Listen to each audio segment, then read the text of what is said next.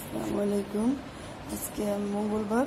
আমি অনেক পুঁইশাক হয়ে গেছিল, ছাদে বিচি হয়ে গেছে, ফল ফুল ধরে ফেলছে, বিচি হয়ে গেছে, যার কারণে হারভেস্ট করতে আমাকে হয়েছে। পারতেছিলাম না, সময় পাচ্ছিলাম না। এত বড় বড় পাতা, এখনো শীতের দিনে এত বড় বড় পাতার পুঁইশাক আমার ছাদে, আমার ছাদ বাগানে, আমার টবে হয়েছে। এগুলো কিন্তু কোনো বীজ বা কোনো কিছু দিয়ে লাগানো না, এগুলো আমার এই খাওয়া পুঁইশাকের ডাঁট দিয়ে লাগিয়ে ফেলেছি। অনেক পুঁইশাক খেয়েছি, অনেক।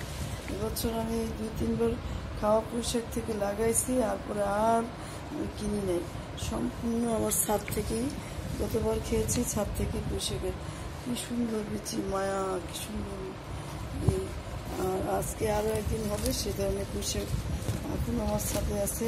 তো কত বড় লতানো হয়ে গেছিল, মাশাআল্লাহ, সেই রকম সুন্দর। আচ্ছা, আপনারাও একটু টবে একটু এসে একেবারে সতেজ, সার, কেমিক্যাল মুক্ত, নির্ভেজাল শাক সবজি একটু খেতে পারেন। অল্প একটু পরিশ্রম করলে হয়ে যায়। এত কাজের মধ্যে আমার এই বাগানটাকে খুব যত্ন করে লালন করতেছি। জানি বাকি আল্লাহ জানে কী হবে। অনেকগুলো সুন্দর সুন্দর বেগুন হয়েছে, দেখাবো তাও আমি কীভাবে এগুলো একেবারে নর্মাল বেশি আপনি এত সুন্দর পাবেন। আল্লাহ হাফেজ, আসসালামু আলাইকুম।